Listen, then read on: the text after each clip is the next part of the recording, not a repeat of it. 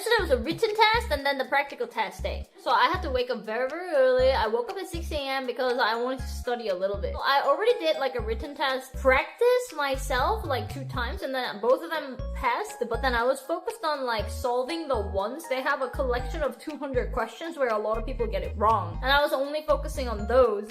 And then while I was solving that, I was getting almost like 80% of them wrong. So I was like super worried. Anyway, I went to test center at 9 a.m. They check your eyesight. So I checked my eyesight and then 1.0 is good actually. And then they said go up to the test place. I go up to the test and then I took a test. 40 questions in 40 minutes. The question turned out to be pretty easy except for a few of them. I got 86 out of 100. You just have to get like 70. I was like, oh, easy, pass. So pass, and then I came back home for like 1 hour, and then I went to this driving school. 3 hours non-stop just driving from 1:30 p.m. to 4:30 p.m. just drive, and then I was hungry too because I think even though you're not walking, trying to maintain the balance on the bike is kind of tiring. 3 hours of practice and then 2 minutes of test. The practical test. Written test is 40 minutes. And then at 4:30, it was like a test time. And then actually, 1 hour before the test, I fell. As in, the teacher was like, okay, let's practice some other stuff, which is like a different course from what I usually do. He wanted me to stop at a certain point and then reverse and then go up the straight line or something. That's like not a normal route that I do. So I was like, where do I stop? And then I was trying to stop, but I was kind of like baffled. And then I lost my balance and I fell. 1 hour before the test, so I'm like, oh my god, I'm so screwed.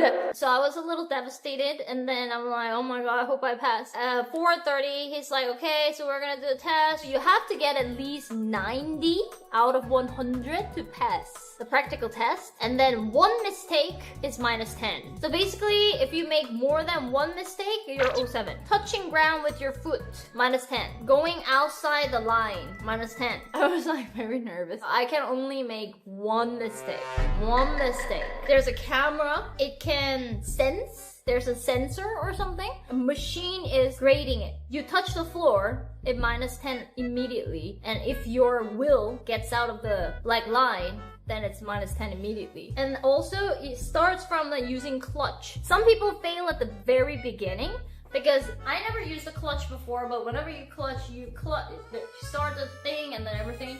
You have to use the clutch. You have get a little bit of momentum, and then while you letting go of a little bit of a clutch when it goes, and then you move, right? Some people even fail there because sometimes if you let go of the clutch completely, then the bike stalls and then it stops. Then it's like over. That happened to me while I was practicing, very rarely, but sometimes. So I was like, oh my god, I hope I don't make any mistakes. I started to let go straight line, but I was like so tired. And oh my god, balance. The very first lane is this narrow. And you have to go straight. And then I went curve. And then after curving, the sharp turn part where it was like the hardest for me. So this is the part where I find it very, very difficult. There's a path like this, dude. If you cross this, then it's 07. So I think there was a 10 hours of lesson, and then I started successfully doing this after like 5 hours of lesson. But after 5 hours, also still I was making mistakes because before this lane, there was a curve like this. Something like this. So like, I think this is very easy. I did this like on the very first hour. This is easy. This part that I found it really, really difficult because I would always just like go like this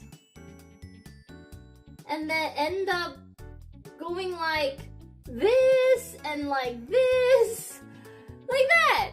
You know, because I get so like nervous, I don't know how to do it. I would keep going like that for hours and hours and hours. You guys know this is very difficult. And then later on, I realized that you have to start all the way from this side and then turn your wheel like this. And then you go this way like this. And then you have to turn all the way to the side out like that. That's what I realized. There was a time where I went to lesson and then for 1 whole hour, I was just doing this because there was nobody else other than me. So when there's no one else, then I don't have to follow the entire course. I just focus on one. But this is really hard because you have to like turn really well. Lean your body too. But after all that, I passed. Didn't make any mistake. 100 out of 100. I didn't make one mistake, guys. So how much did you pay for them to let you pass? Joking. There's no bribery here. Where's the Jinnytty? Bike was very heavy. That was he said the bike was, it was a Yamaha some model. The bike was like 200 something kilo or something. Impressed, not gonna lie. I know. I think practice makes it perfect, dude. I'm kind of surprised you did it in one try. I know. I think even mom and dad were surprised. I think everyone is surprised. Now that I got a license and now I can legally drive, I just need to practice and then stack experience. Can you drive us around and stream it? That's exactly the reason why I got it. The next time I visit Korea is gonna be busy too because I'm gonna get a driver's license then. 3 days complete course. It's like a crash course. Several days later. This is the place where you can rent the motorbike. I wanna rent a motorbike. How much is this for a day? 250 per day. 250. Okay, this is good. Okay, that's good. Thank you. You're welcome. Alright, let's do it. Let's give it a try, guys. Oh my god, you guys nervous? We got armor and everything, y'all. Okay, guys, everything is set up. Good, good, good. Alright, let's give it a try. So we gotta make sure that we drive on the left. Alright. Here we go.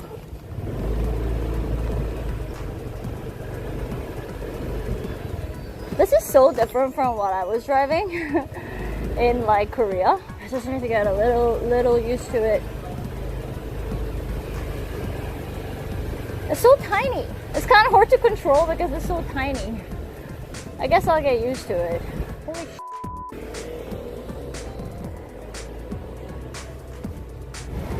Well, the road is a little bumpy. I think my body definitely needs to get used to the scooter because I think like when it comes to turning, the one that I was practicing in Korea was like a so much, how do I say, a little bigger. It was like 250cc actually, the one that I was practicing. And then it was manual and it was a lot bigger. And then I was like turning so well with that. I feel like that's easier. Oh, I feel so small, slowly. Not sudden turn, Jimbo. Oh my god, what is that car? I'm freaking out by every movement around me right now. No freaking out, Jimbo. No freaking out. Alright guys, we made it! Phew! Practice! Holy sh**, I gotta park. Alright. How was it, guys? Building experience, more a big adventure to come once I get used to it. Whew. It's not almost dying, guys. I was doing fine. I think I just need to get used to this kind of motorbike. Because I think Indonesia and then like Thailand have like these kind of motorbike. So more adventures to come.